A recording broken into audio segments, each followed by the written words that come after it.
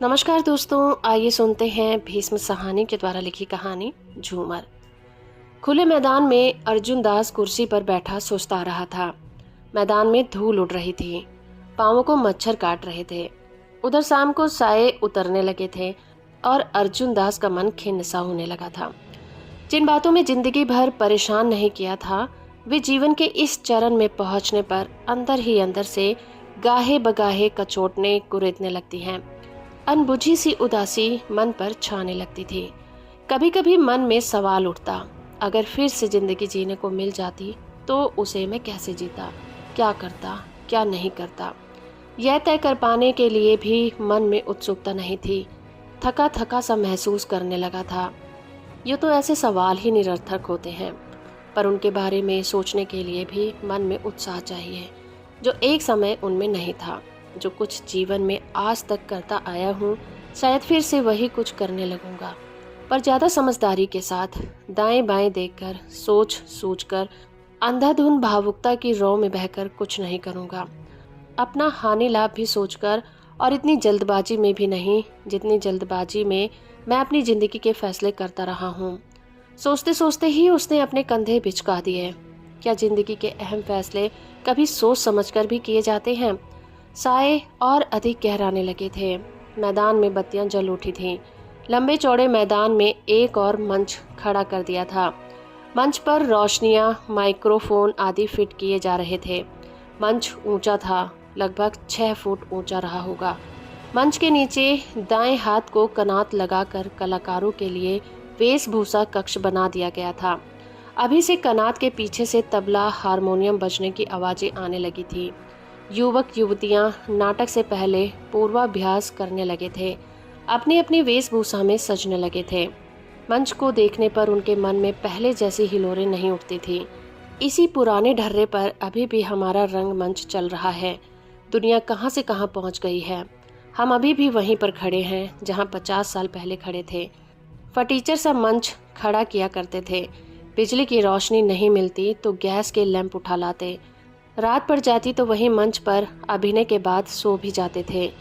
तब भी ना जेब में पैसा था, ना कहीं से चंदा उगा पाते थे। बस खेल दिखाओ, दर्शकों के सामने झोली फैलाओ और खर्च निकाल लो। कोई दुवन्नी डाल देता तो कोई चुवन्नी। कभी कोई दर्शक अधिक भावुक हो उठता तो चमकता रुपए का सिक्का डाल देता। मैं और मेरे साथी सब कुछ भूले हुए इसी काम में मस्त थे। इसी काम में सारी जवानी खप गई, न जाने कैसे खप गई। उन दिनों भी अर्जुन दास के पांवों में फटे हुए सस्ते चप्पल हुआ करते थे। आज भी वैसे ही चप्पल हैं, केवल अब जिंदगी ढलने लगी है।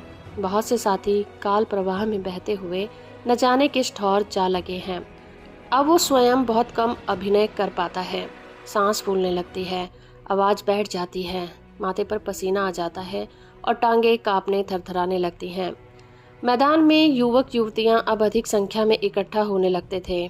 कुछ एक बड़ी उम्र के संयोजकों को छोड़कर बहुत कम लोग इसे जानते पहचानते थे। कुछ लोग दूर से इसकी ओर इशारा करते। वो रंगमंच का खलीफा बन गया था, छोटा मोटा नेता।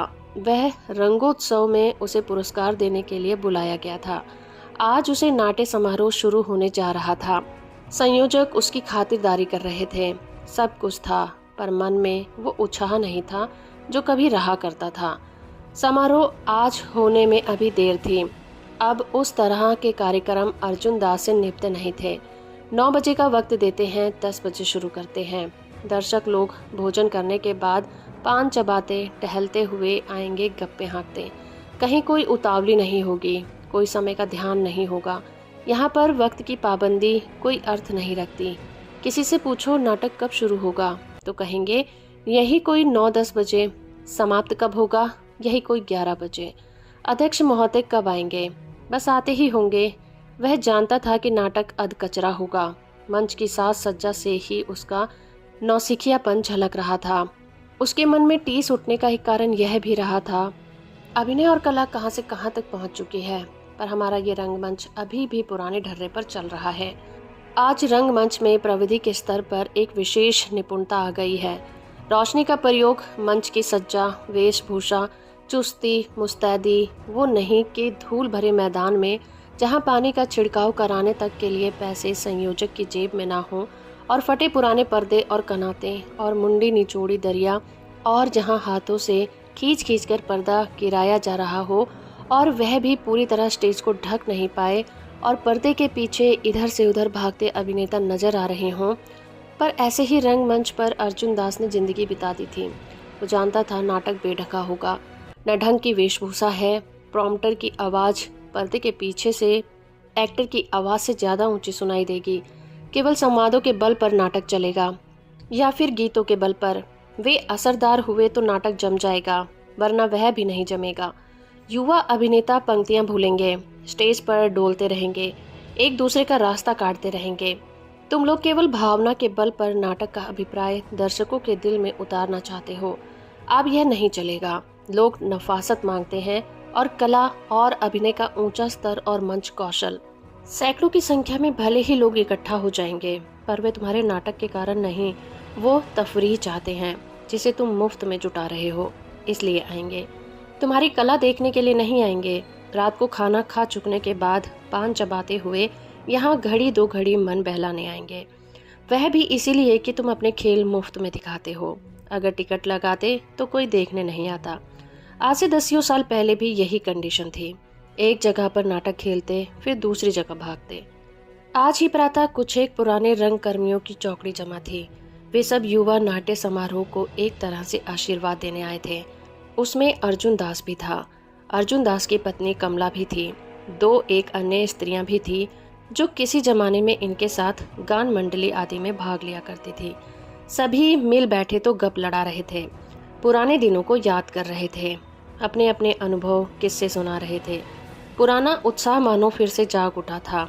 तरह तरह के अनूठे अनुभव, जोखिम भरे अनुभव की चर्चा चल रही थी। याद है जबकि बस्ती में शिखरणी खेला था? अर्जुन दास सुना रहा था। रात इतनी देर से शो खत्म हुआ कि सामान समेटते समेटते 1 बज गया। सभी बसें बंद, गाड़ियां बंद। हमारे कुछ साथी तो शो खत्म होते ही निकल गए थे। वो तो घर में पहुंच गए। रह गया मैं और रमेश। हम रात को वहीं मंच पर पसर गए। जाते भी कहाँ। सुबह उठकर सामान बांधा, एक बैलगाड़ी भाड़े पे ली, सारा सामान लादा और सामान के अंबार के ऊपर हम दोनों बैठ गए। कहते कहते अर्जुन दास की आंखों में पहले की सी चमक आ गई, और बैलगाड़ी धीरे धीरे एक सड़क से दूसरी सड़क, और हम सामान के ऊपर बैठे गीत गा रहे थे। इस पर कोई दूसरा रंगकर्मी अपनी आप बीती सुनाने जा ही रहा था जब अर्जुन दास की बगल में बैठा उसकी पत्नी बोली, तुम तो दिन भर बैलगाड़ी पर बैठे गीत गा सकते थे, शहर भर की सैर कर सकते थे। तुम्हें जो मिली हुई थी घर में पीसने वाली, कमला ने कहा तो मजाक में कहने के बाद स्वयं भी हंस दी। इस पर अर्जुन दास सिमटकर चुप हो गया। इस पर दूसरा साथी बोला, एक नाटक था कुर्सी, तुम्हें याद होगा। उस नाटक पर सरकार ने रोक लगा दी थी, पर हमने ये नाटक अजीब ढंग से खेला।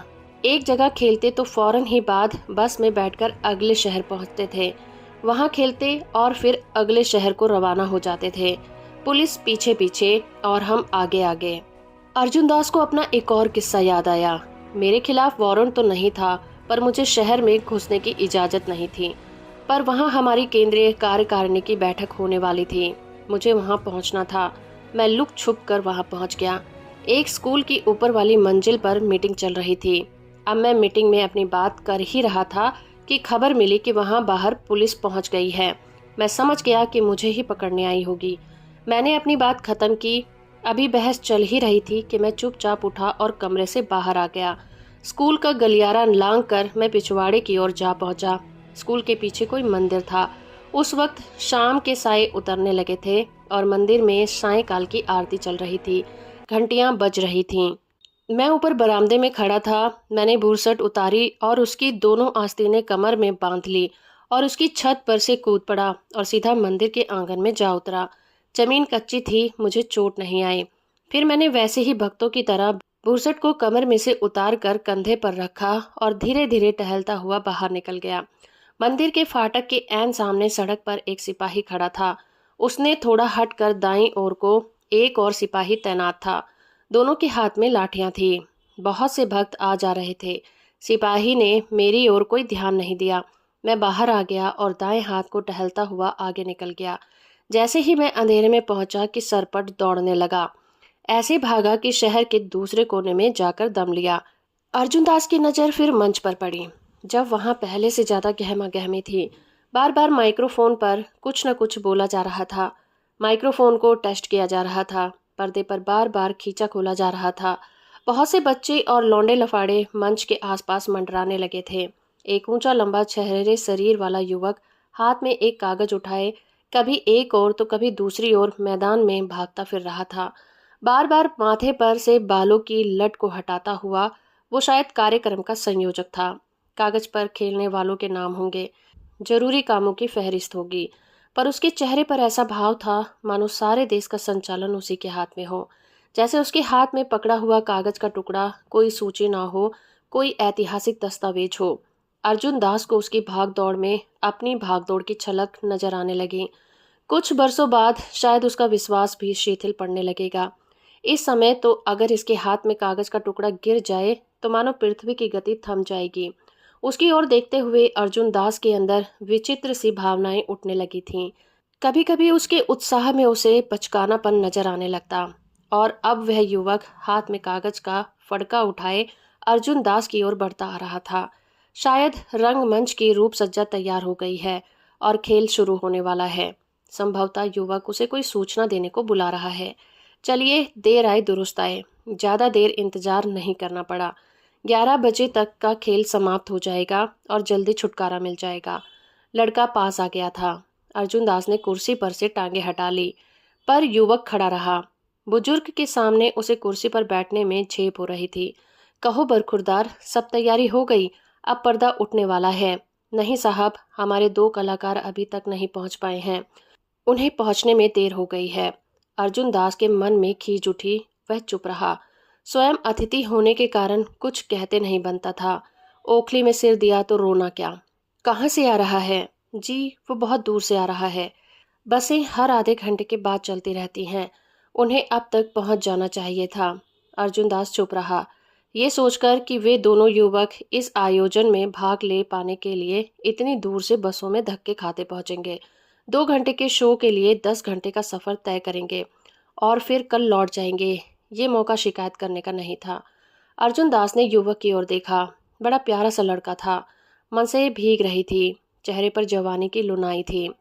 आंखों में स्वच्छ सी चमक, जिसका भास सायंकाल के इस छुटपुटे में भी सो जाता है।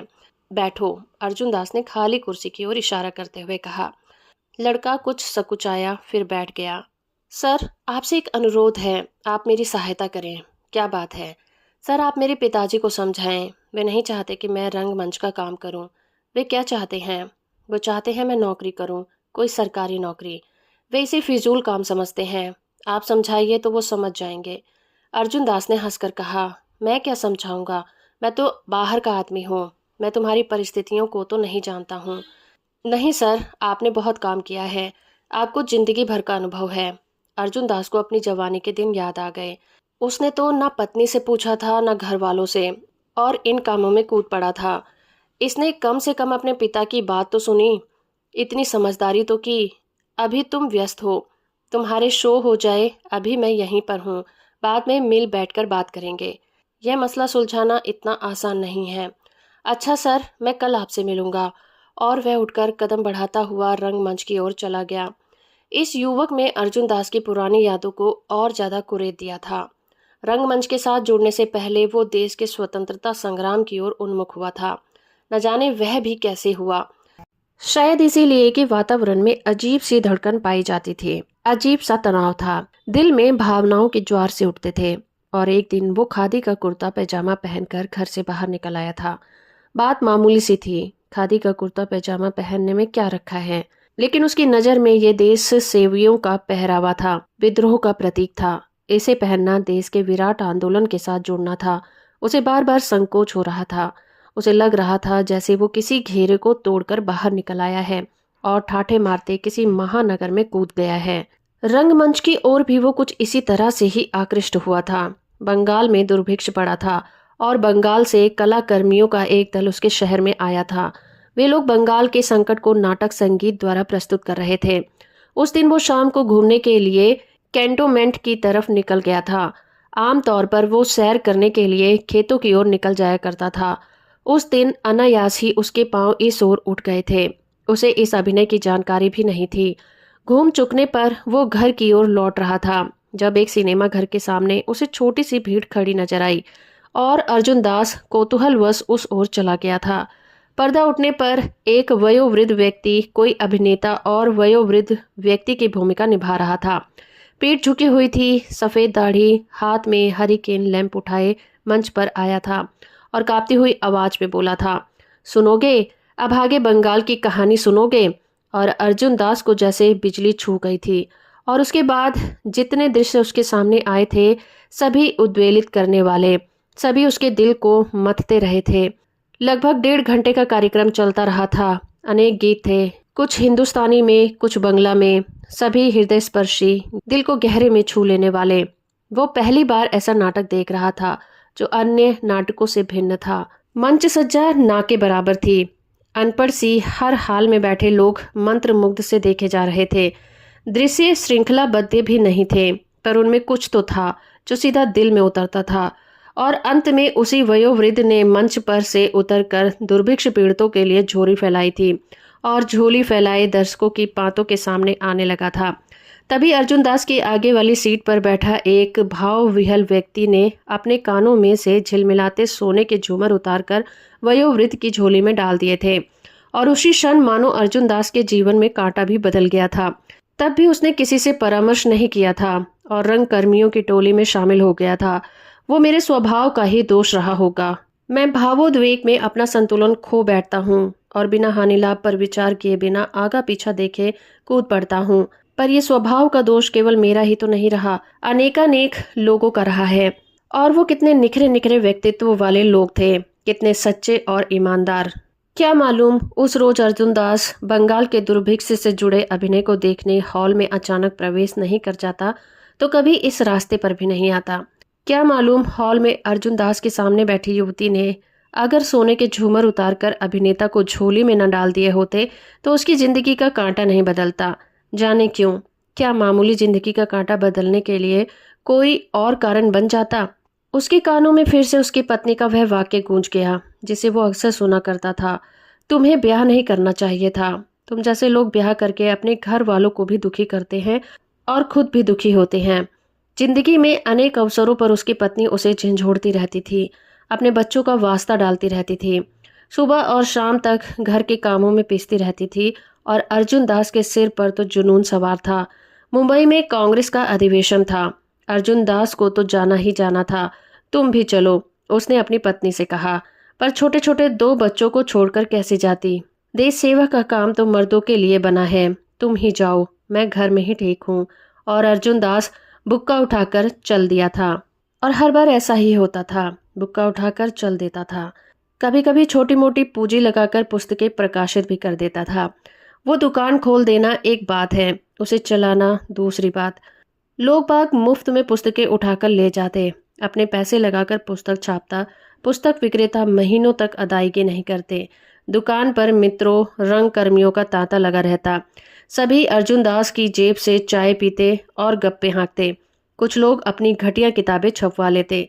उसी दुकान में ही गान मंडली की रिहर्सलें होती, ऊंची ऊंची ताने उठती। कमला को पता चलता तो मन ही मन कुड़ती रहती। अंत में जब बच्चे कुछ बड़े हुए तो वो स्वयं दुकान पर जा बैठने लगी थी।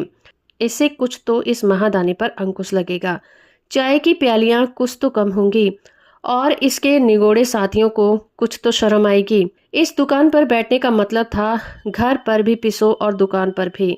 तभी कमला ने निश्चय किया कि वो किसी स्कूल में नौकरी कर लेगी। जिस दिन उसे एक प्राइमरी स्कूल में नौकरी मिली और उसने दुकान पर लड्डू बांटे और उसी दिन अपने पति से यह भी कह दिया, अब तुम स्वतंत्र हो, जो मन में आए करो। और एन इसके महीने भर बाद अर्जुन दास जेल खाने में पहुंच गया था। मुंबई में जहाजियों की बगावत हुई थी, जगह जगह एक विरोध प्रदर्शन हुए थे और पकड़ धकड़ शुरू हो गई थी। कमला ने दुकान को ताला लगाया और घर चली गई। सारा रास्ता मन को समझाती रही, उसे पकड़े तो जाना ही था, वह कुछ भी नहीं करता तो सरकार उसे पकड़ ले जाती। पूरे 2 साल तक अर्जुन दास जेल में रहा था और पूरे 2 साल तक कमला प्रति माह उसे मिलने 5 मील दूर जेल खाने जाती रही थी। जीवन की कठिनाइयों को देखने के अलग अलग नजरिए होते हैं। कमला ने अर्जुन दास की सरगर्मियों को स्वीकार कर लिया था। वो जानती थी कि वो उन्हें छोड़ेगा नहीं, इसी ढर्रे पर उसका जीवन चलेगा। जब कठिनाई बढ़ जाती तो वो रो देती, पर मन ही मन उसने अपनी नियति को स्वीकार कर लिया था। और नियति को स्वीकारने का एक परिणाम यह भी हुआ कि कमला की भावनाओं में से कटुता और झल्लाहट कम होने लगी थी, और कभी कभी उसके मन में अपने प्रति सहानुभूति भी उठने लगी थी। एक दिन अर्जुन दास को एक पत्र मिला। जिस समय डाकिया चिट्ठी लेकर आया उस समय कमला घर पर नहीं थी। वास्तव में यह पत्र न होकर एक निमंत्रण था। स्वतंत्रता सेनानियों का कोई जमाव राजधानी में होने जा रहा था और उसे एक जाने माने स्वतंत्रता सेनानी के नाते आमंत्रित किया जा रहा था। पत्र के साथ एक फॉर्म भेजा गया था जिसे भरकर सम्मेलन के कार्यालय को भेजना था। फॉर्म में यह पूछा गया था कि स्वतंत्रता संघर्ष में आपका क्या योगदान रहा। उनके प्रश्न थे, कितने दिन जेल काटी, कभी भूख हड़ताल की, जेल के अंदर, जेल के बाहर, कभी किसी लाठी चार्ज में जख्मी हुए हो, किसी गोली कांड में, रचनात्मक कार्य में कैसा योगदान रहा है, कभी कोई पदाधिकारी रहे हो तो किस समिति के, इत्यादि कुछ इसी तरह के प्रश्न थे। इसे देखकर लगता था कि इस फॉर्म में दी गई सूचनाओं के आधार पर सरकार स्वतंत्रता आंदोलन का कोई वृहद इतिहास ग्रंथ छापेगी। पत्र देख चुकने पर उसके मन की पहली प्रतिक्रिया तो यही हुई कि चलो देर से ही सही, सरकार को स्वतंत्रता सेनानियों की सुधि तो आई। उनकी निष्ठा, उनके काम पर, उनकी कुर्बानियों की ओर किसी का ध्यान तो गया। कमला अभी बाहर से लौटी नहीं थी और अर्जुन दास हाथ में पत्र उठाए खाट की पार्टी पर बैठा अपने योगदान पर विचार कर रहा था। वो कमला को यह पत्र और फॉर्म दोनों दिखाना चाहता था और उसकी प्रतिक्रिया जानना चाहता था। कमला के इंतजार में वो बार बार बरामदे में जाकर खिड़की में से दाएं बाएं बाहर देखता जा रहा था और गली की ओर देखते हुए पहली बार उसका ध्यान इस ओर गया था कि मोहल्ला अब भले लोगों के रहने लायक नहीं रहा है। कमला भी बहुत दिनों से शिकायत कर रही थी कि मोहल्ले में तरह तरह के लोग आ गए थे, शराब और जुए के अड्डे बन गए थे। माल लादने वाले ट्रकों के ड्राइवर, जो सुनने में आया था, तस्करी भी करने लगे थे। कमला कहा करती थी, बेटी बड़ी हो रही है, अब हमारा यहाँ पर रहना ठीक नहीं है, पर जवाब में अर्जुन दास तुनक उठता था। पर आज पहली बार उसे लगा था कि नहीं, मोहल्ला बदनाम बस्ती सा बनता जा रहा है, इसमें अब रहना ठीक नहीं, बच्चों पर बुरे संस्कार पड़ेंगे। और तभी उसे कमला सड़क पर आती नजर आई और उस पर आंख पड़ते ही उसका दिल भर आया था। पत्नी को घर के अंदर देखना एक बात है और उसे सड़क पर अकेले चुपचाप चलते हुए देखना दूसरी बात है। तब उसके प्रति अपनेपन की भावना अधिक जागती है, तब उसने स्त्री सुलभ कामनीयता भी होती है और अपनत्व का भाव भी। तभी अर्जुन दास को इस बात का भी भास हुआ कि उसकी पत्नी को उसके साथ रहते हुए बहुत कुछ सहना पड़ा है। वह उसे कोई भी सुख सुविधा नहीं दे पाया। कमला के प्रति भावना का ज्वार सा उसके अंदर उठा था। जब कमला अंदर पहुंची, हाथ मुंह धोए, 2 घूंट पानी पिया और दुपट्टे से हाथ मुंह पोंछती हुई उसके पास आकर बैठी तो उससे बात बताई। सरकार की तरफ से चिट्ठी आई है। तुम्हें? उसने तनिक हैरानी से पूछा। हाँ मुझे। क्या लिखा है? बुलाया है। तुम्हें बुलाया है? सरकार को तुम्हारी क्या जरूरत पड़ गई? आज़ादी की वर्षगांठ है, बहुत से लोगों को बुलाया है जिन्होंने आज़ादी की लड़ाई में भाग लिया था राजधानी में। वहां तुम लोगों का आचार डालेंगे क्या? और कमला हंस दी। कमला की लापरवाही सी हंसी को लेकर अर्जुन दास को तनिक छेप हुई थी। वो स्वयं सारा वक्त सरकार की आलोचना करने में लगा रहता था, पर यह पत्र मिलने पर उसे अपने विशिष्ट होने पर भास हुआ था। जाओगे? हाँ जाएंगे, क्यों नहीं जाएंगे, आज़ादी की सालगिरह है। फिर फॉर्म की ओर इशारा करते हुए बोला, ये फॉर्म भेजा है, और फॉर्म कमला की ओर बढ़ा दिया। कमला देर तक बैठी उसे पढ़ती रही, फिर बोली, ये किस लिए है? क्या देशभक्ति को उनकी देश सेवा का मुआवजा मिलेगा? और लापरवाही से फॉर्म को पति को लौटा दिया। मुआवजे का ख्याल अर्जुन दास को नहीं आया था। मुमकिन है सरकार कुछ मुआवजा देने की सोच रही थी। बात अनोखी सी थी, पर देर तक उसके मन में बार बार उठती रही। वो राजधानी गया था। उसके शहर में 9 और व्यक्ति भी गए थे। राजधानी पहुंचने पर वो बेहद उत्साहित हुआ था। स्वतंत्रता सेनानियों का कैंप लगा हुआ था। तंबू ही तंबू थे। पूरी की पूरी बस्ती उठकर खड़ी हो गई थी। अर्जुन दास पुलक पुलक उठा था। मेरी ही इस महायज्ञ की अल्प सी आहुति रही है, वह मन ही मन बार बार कहता। राजधानी में रैली क्या रही थी, मानो मानवता का सैलाब ही उपड़ पड़ा था। और वहां पहुंचकर उसने एक और निर्णय भावावेश ही कर डाला था। बात मुआवजे को लेकर ही रही थी। कमला को फॉर्म का आशय ठीक ही सूझा था। जब से अर्जुनदास राजधानी पहुंचा था, कैंप में जगह जगह सरकारी भत्ते की ही चर्चा सुन रहा था। सरकार प्रत्येक स्वतंत्रता सेनानी का मासिक भत्ता बांधने जा रही थी, ऐसा सुनने में आया था। चारों ओर इसी की चर्चा चल रही थी। तरह तरह की टिप्पणियां सुनने को मिल रही थी। उसके अपने शहर में 9 और देश सेवी आए थे। क्या सभी को एक जैसा भत्ता देंगे? इसके क्या तुक है? जिसने 3 महीने जेल काटी है उसे भी उतना ही भत्ता मिलेगा। उस आदमी को जिसने 11 साल जेल काटी है, कोई कह रहा था। इस पर किसी को हंसी कर जोड़ा, नहीं, सबको तोल तोल कर मिठाई बांटेंगे कुर्बानी के मुताबिक। क्या सूद का इतना भी कुर्बानी माना जाएगा? प्रभात फेरी भी, तामीरी काम भी, इसे भी फॉर्म में लिखूं। उन्हीं के तंबू में एक बार झगड़ा उठ खड़ा हुआ था। किसी ने कहा, अब मैं नाम नहीं लेना चाहता, लेकिन रोशन लाल ने कौन सी जेल काटी है? एक जुलूस में उसने भाग लिया था जिस पर लाठीचार्ज हुआ था। मैंने अपनी आंखों से रोशन लाल को वहां से भागते देखा था। भागकर हलवाई के तख्ते के नीचे छुप गया था। वह भी यहाँ भत्ता लेने पहुंचा हुआ है। इस पर एक और ने जोड़ा, ऐसे लोग भी भत्ता मांगेंगे जो कांग्रेस में काम भी करते थे और अंग्रेज सरकार की मुखबिरी भी करते थे। कुर्बानी की तस्दीक कौन करेगा? कोई कह रहा था, कौन दरियाफ्त करने जाएगा कि मैंने 3 महीने जेल काटी है या 3 साल? भत्ता मांगने वालों में ऐसे लोग भी होंगे जो झूठी दरखास्तें देकर भत्ता मंजूर करवा देंगे। इसी पर एक आदमी घबराया हुआ चिंतित सा कह रहा था, मैंने तो जेल सियालकोट में काटी है और वह पाकिस्तान में चला गया है, मैं तस्दीक कैसे करवाऊंगा? तरह तरह की टिप्पणी सुनता रहा था। कहीं कुछ घट रहा था और कहीं समझ में नहीं आ रहा था। नतीजा ये हुआ कि वो कार्यालय में अपना फॉर्म दिए बिना ही घर लौट आया था और अब घर लौट कर आया तो पत्नी की सारी वार्ता कह सुनाई और भावावेश बोला, मैंने भत्ते के लिए दरखास्त नहीं दिया, ये मेरी देश सेवा का अपमान ही है। क्या मैं जेल इसलिए गया था कि एक दिन उसके लिए भत्ता मांगूंगा? कमला चुप रही थी। वो ना तो निराश हुई थी और ना ही आश्वस्त, केवल मुस्कुराकर सिर हिला दिया था। अगर तुम दरखास्त देकर आते तो मैं जरूर हैरान होती, उसने कहा था और वो अपने काम में लग गई थी। बाद में बहुत से लोगों को भत्ता मिला था। महंगाई बढ़ रही थी। इस छोटे से भत्ते से निश्चय ही लोगों को लाभ पहुंचा था, पर घर पर इसकी चर्चा बंद हो गई थी। न कभी अर्जुन दास ने की, न कभी कमला ने। राजधानी से लौटते समय एक और अटपटा सा अनुभव अर्जुन दास को हुआ था, जिसने निश्चय ही उसे विचलित कर दिया था। उसे लगा था जैसे कुछ घट रहा है जो उसकी पकड़ में नहीं आ रहा, जैसे कोई चीज पटरी पर से उतर गई हो। राजधानी से लौटते समय रेलगाड़ी खचाखच भरी हुई थी। उसके डिब्बे में उसके अपने शहर के देशवासियों के अतिरिक्त बहुत से वृद्ध देशभक्त बैठे हुए थे। किसी को कहीं पर उतरना था, किसी को कहीं दूसरे स्टेशन पर। जब गाड़ी चली तो प्लेटफॉर्म पर नारे गूंज उठे। वातावरण में फिर से उत्तेजना और देशभक्ति की लहर दौड़ गई। अर्जुन दास भी इससे अछूता नहीं रहा। लगा पहले वाला वक्त फिर से वापस लौट आया है। कुछ लोग सुर में गा रहे थे, कुछ बेसुरे थे, कुछ की आवाज सधी हुई थी, कुछ की खरखराती हुई सी। राजधानी से लौटकर अर्जुन दास अपनी नई गान मंडली संगठित करने में जुट गया था। बेशक राजधानी के उस दौरे में से धक्का लगा था, पर वह बिल्कुल अप्रत्याशित भी नहीं था। पिछले दौर की अपनी मांगे थीं, आज के दौर की अपनी मांगे हैं। अपनी भावुकता भरी यादों के कारण तो वो पिछले दौर पे चिपटा नहीं रह सकता था। उसके मन में कभी कभी सवाल जरूर उठता था, क्या मैं दिग्भ्रमित हो गया हूँ?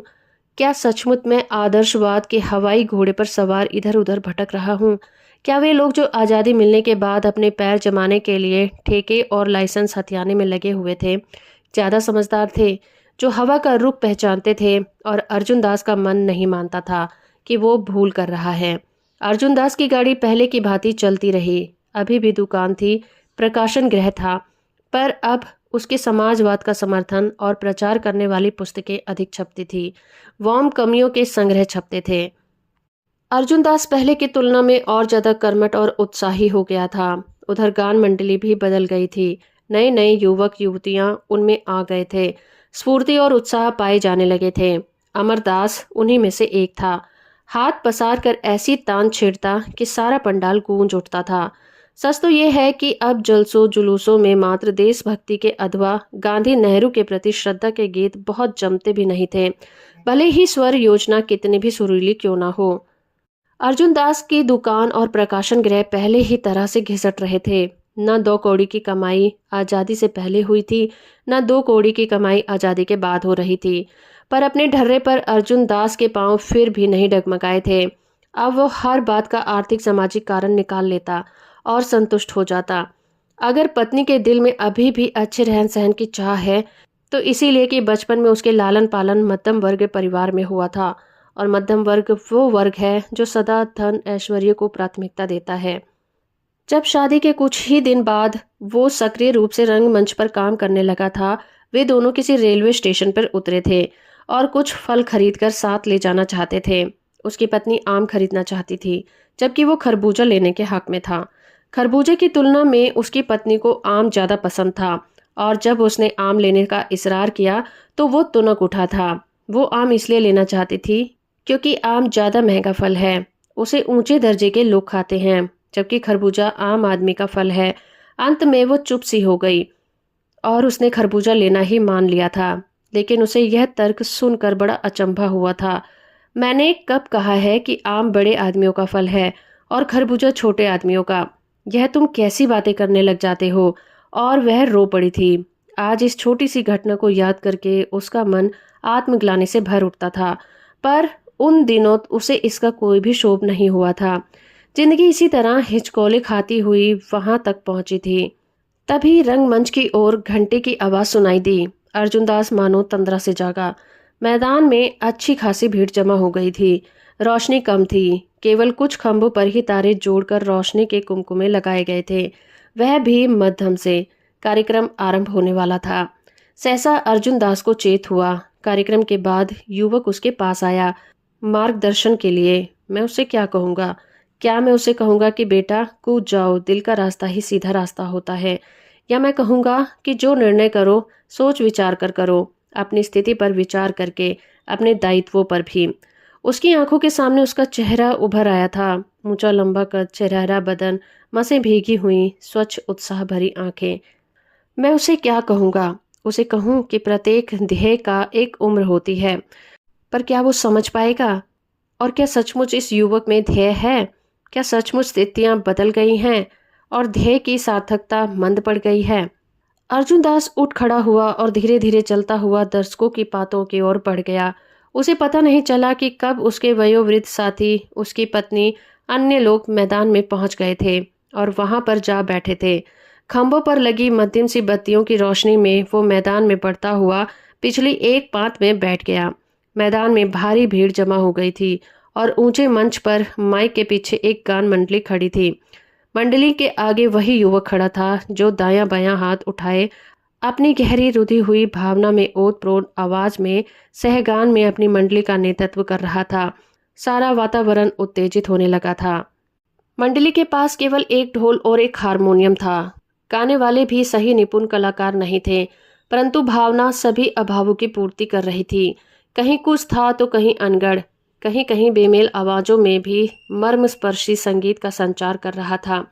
अर्जुन दास को बैठे बैठे अमरदास याद हो आया था, जो हाथ पसार कर अपने तान छेड़ता था कि सारा पंडाल गूंज उठता था।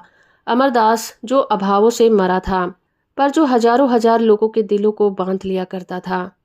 अर्जुन दास धीरे धीरे उस कार्यक्रम में खोता चला गया। ऐसा अक्सर होता है। गीत सुनते हुए भाव विभोर हो उठता था, पर कार्यक्रम समाप्त हो जाने पर वो नशा जल्दी उतरने भी लगता और फिर वैसी ही बात हुई जैसी 10 साल पहले अर्जुन दास की जवानी के दिनों में हुई थी। मानो अतीत के धुंधलके में घटी हो। वही छरहरे शरीर वाला युवक मंच पर लालटेन उठाए, बूढ़े बुजुर्ग की दाढ़ी लगाए, ऊंची थरथराती आवाज में कह रहा था, सुनोगे? इस विपता की कहानी सुनोगे? और दर्शकों की भीड़ उसे सुने जा रही थी। उस युवक के हाथ में झूलता हैरिकेन लैंप लगता किन्हीं सुनसान बियाबानों को लांग कर आ रहा था।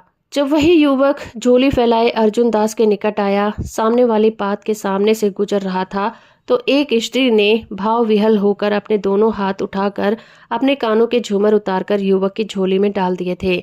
अर्जुन दास चौंका। उसने ध्यान से देखा, उसकी पत्नी कमला ने झूमर उतारकर झोली में फेंके थे। उसका एकमात्र झूमरों का जोड़ा जो बेटी की शादी के समय उसने अपने लिए बनवाया था। झूमर फेंक चुकने के बाद कमला सिर पर अपनी ओढ़नी ठीक कर रही थी और अपनी आंखें पोंछ रही थी। तो दोस्तों, अभी आप सुन रहे थे भीष्म साहनी के द्वारा लिखी कहानी झूमर। उम्मीद करती हूँ मेरा ये प्रयास और ये कहानी आपको अच्छी लगी होगी। वीडियो को लाइक और चैनल को सब्सक्राइब करना बिल्कुल मत भूलिएगा।